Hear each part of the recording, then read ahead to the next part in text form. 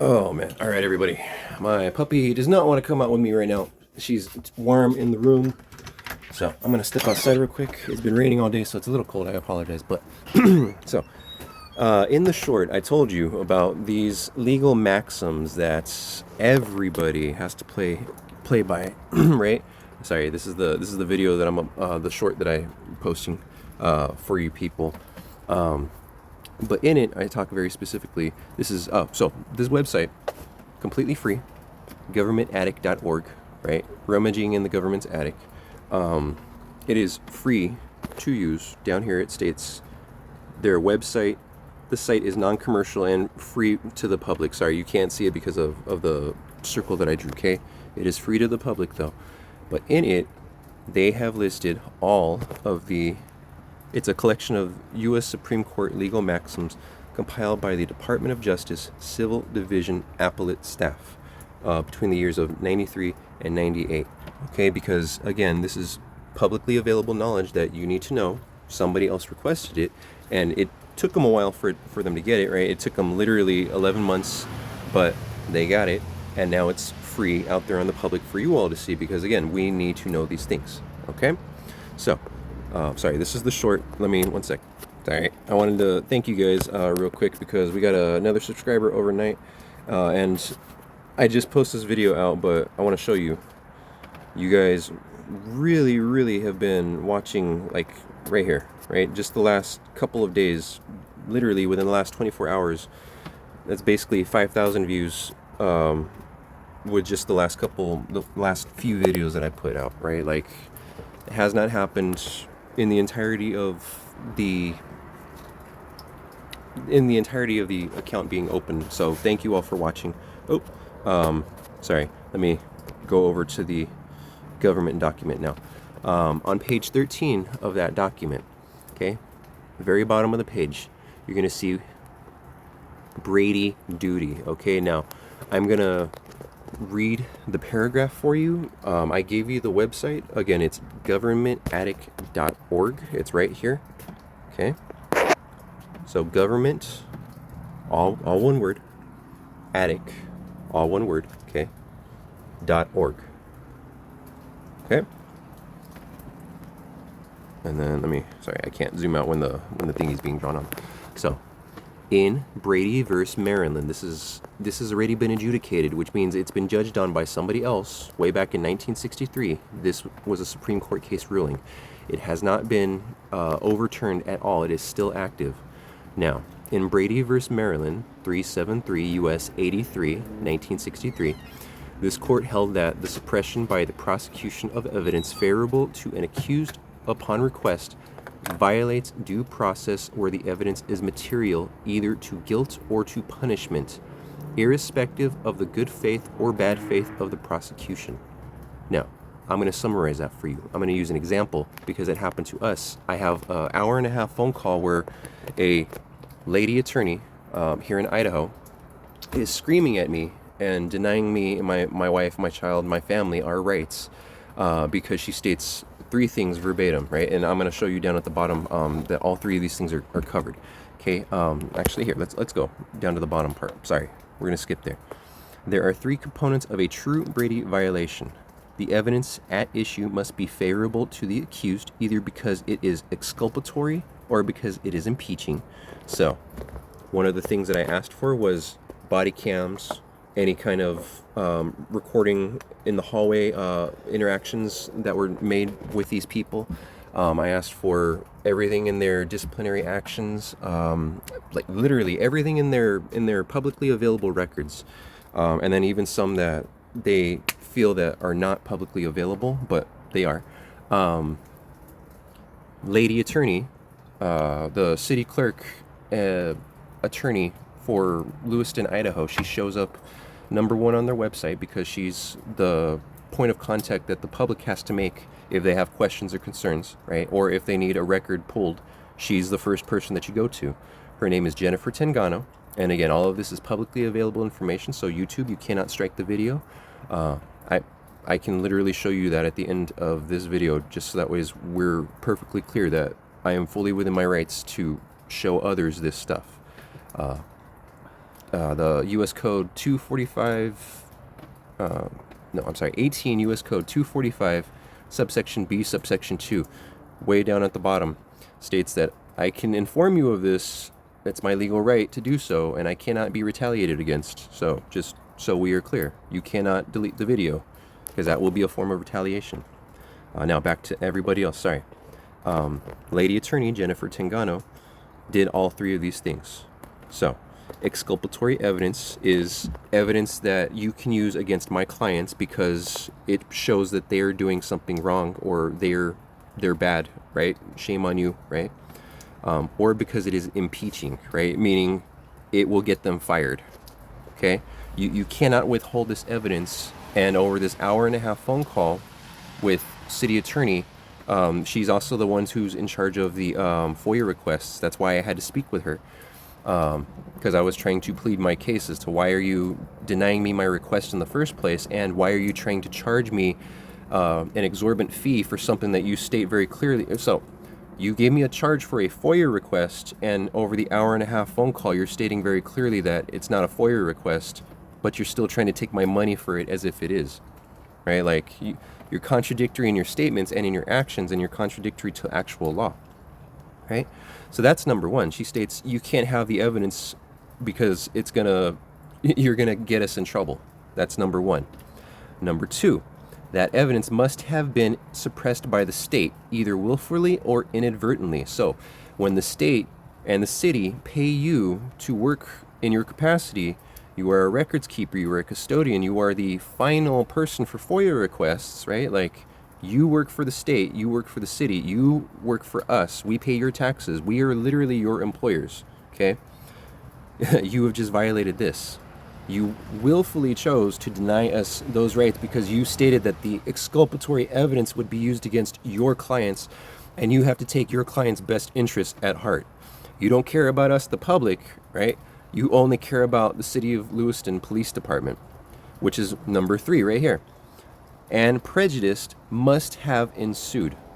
This is all backed by Strickler v. Green, 1999 Supreme Court case. So if you want to go and look up the actual law that states that you can't do this, it's right there, okay? So just so we are aware.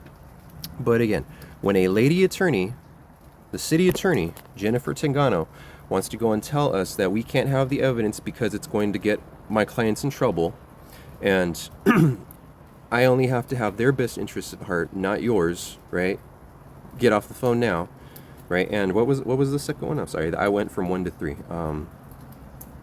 And the evidence must have been suppressed by the state. So again, yeah, you work for the state, you work for the city, and you purposefully suppressed that, right? The evidence that's free to us, you tried to charge me for, and you still denied it anyways. And the reason that I was upset is because you stated verbatim that, well, you pay us the fee, and then we will give you redacted information. And my issue with that is none of it should be redacted in the first place. And that's when you're like, it's exculpatory evidence, which means, again, the evidence is going to get my clients in trouble. I don't have to give you that part of it. See? All of those are Brady violations. Right? So I'm sorry. Let's go back to the very top, okay? So I'm gonna start reading from up here again. Okay? So I apologize. I jumped from the start down to the end. Now we're gonna get to the body of it, okay? So, in Brady v. Maryland, 373, U.S. 83, 1963, which is right here, this court held that the suppression by the prosecution of evidence favorable to an accused upon request violates due process, or the evidence is material either to guilt or to punishment, irrespective of the good faith or bad faith of the prosecution. 373 U.S. at 87. Okay, now, one quick caveat, due process is also covered by the 14th Amendment, so that's a 14th Amendment violation. So, again, when you go to court, you charge each of these peoples per violation, okay? So, where I left off, we have since held that the duty to disclose such evidence is applicable even though there has been no request by the accused. They give another Supreme Court case, United States v. Agurs, 427, U.S. 97, that's a comma, not a period, 97, 107, and that was 1976, okay? That's the Supreme Court year that this happened. And that The duty encompasses impeachment evidence as well as exculpatory evidence. So again, you can't deny us either of those. That's United States versus Bagley, 473 U.S. 667 and 676, and that was 1985. Such evidence is material if there is a reasonable probability that, had the evidence been disclosed to the defense, the result of the proceeding would have been different. ID at 682. See also Kyles versus Whitley, 514 U.S. 419, and then also 433 and 434, and all of that is in 1995. Now, quick caveat right there. Had many months ago, when I requested the FOIA request, because I specifically needed it when we were at the big business and Sergeant Michael Top, I forget his badge number, I'm not going to misspeak, but Sergeant Michael Top of the Lewiston Police Department showed up and first denied us all of our rights, and then second, he threatened arrest while we were conducting a federally protected activity. So that's armed assault, right? If he would have actually put us under arrest, that would have been battery, but he committed armed assault when he threatened us and tried to force us off the property. He also did not help us with any of the crimes that were committed by the big business that we were standing in front of, because I was standing inside of it, and he basically dragged me out of to have this conversation. So he didn't physically put hands on me, but when he refuses to speak with me inside the store, and otherwise he's going to leave, it forces me to go outside in 116-degree heat, right? So imagine going from a nice climate-controlled, air-conditioned building to outside in 116-degree heat and being made to stand out there for an hour and a half. Like, how would that make you feel? Okay, now, I needed the evidence, and lady attorney was like, back to the Brady rule, okay? So, moreover, the rule encompasses evidence known only to police investigators and not to the prosecutor. So again, when I'm requesting your police body cam, your dash cam, right? Like, and you're telling me, no, you can't have it for this reason or for that reason because it's exculpatory, or you're going to get my people fired, you can't have it. Again, that's why I showed you the three things that's protected by the Brady rule, okay? So, in order to comply with Brady, therefore, the individual prosecutor has a duty to learn of any favorable evidence known to the others acting on the government's behalf in this case, including the police. Including the police. So again, that's Idaho police and Colorado police, and technically all the other states, but we had crimes committed against us by Idaho police, multiple police, and multiple Colorado Springs police. So, but again, that is backed by the Kyles 514 U.S. at 437 and Strickler versus Green 527 U.S. 263, comma 280 to 281, and that was a 1999 Supreme Court case. So again, all of that, you can look this up yourself. You go, if you want to look these up, I will discuss many more things here in great detail. But you go to governmentaddict.org. This is a free website. This is a free document, and this was pulled by the Department of Justice. So do not let anybody tell you that you're making this up, you're pulling this out of nowhere. No, these are pulled from actual procedures, principles, and propositions. So other court cases have decided this stuff. Other legal doctrines have decided this already. You don't have to go and play attorney. You just show them the maxim, you show them the court case, and they immediately have to do what you say, or they get in trouble. So there's a couple maxims in here I'll go over here in a future video, but it's going to discuss what happens when internal affairs will not police bad police. Like, they're basically held accountable. I accidentally hit the wrong button. But again, governmentaddict.org. Come look at the maxims yourself. We will eventually go through all of them together. But again, when we go down to page 13, the Brady rule specifically at the bottom covers us and protects us in my scenario specifically, but many of you need to know this stuff as well. I'm trying to think.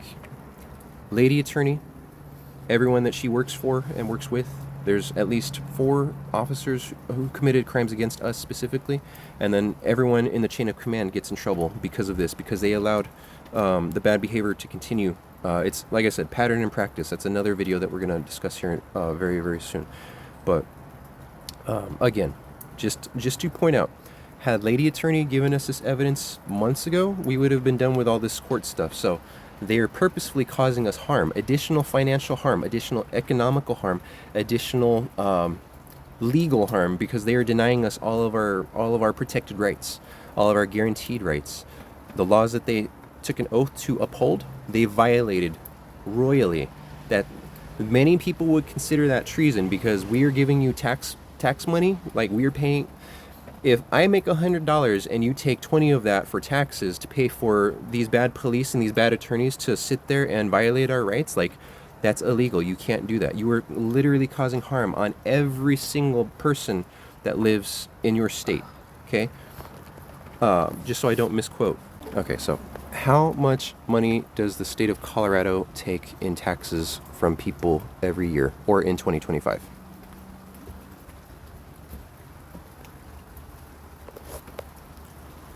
Okay. Colorado is expected to collect approximately $17 billion in general fund revenue, which primarily comes from taxes paid by individuals and corporations. So again, and I got a lot to go and discuss about that. But in the calendar year of 2024, total marijuana tax collections were around $255.4 million. So, see, like, these numbers are all a lie, because we live in Colorado. We see all these other people go and buy, right? And we know that that money is supposed to go to certain things, and it's not, right?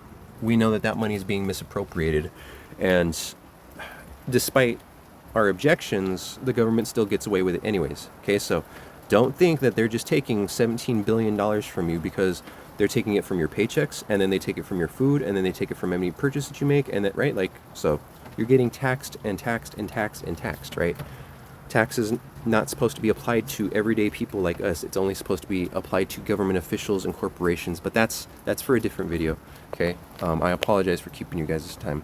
But again, just so we're aware, it's $17 billion in Colorado for the fiscal year 2024-2025. That's the very minimum bare end.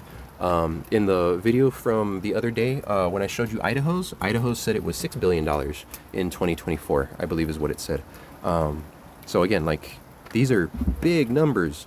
These are numbers that are being forcefully taken from you and from me, and they're being put to paying for police and road construction and this and that, right? Like, so when police get paid 6-figure salaries, right, to deny you your rights, to when they make a promise that I'm going to accept these pecuniary benefits, I'm going to accept the salary, I'm going to accept the paycheck, or not the paycheck, the insurance, the tax benefits, the tax credits, right? Like the free schooling that I get for being a police officer, right? Like all that stuff that I get for free from your taxes, right? Like, those are pecuniary benefits.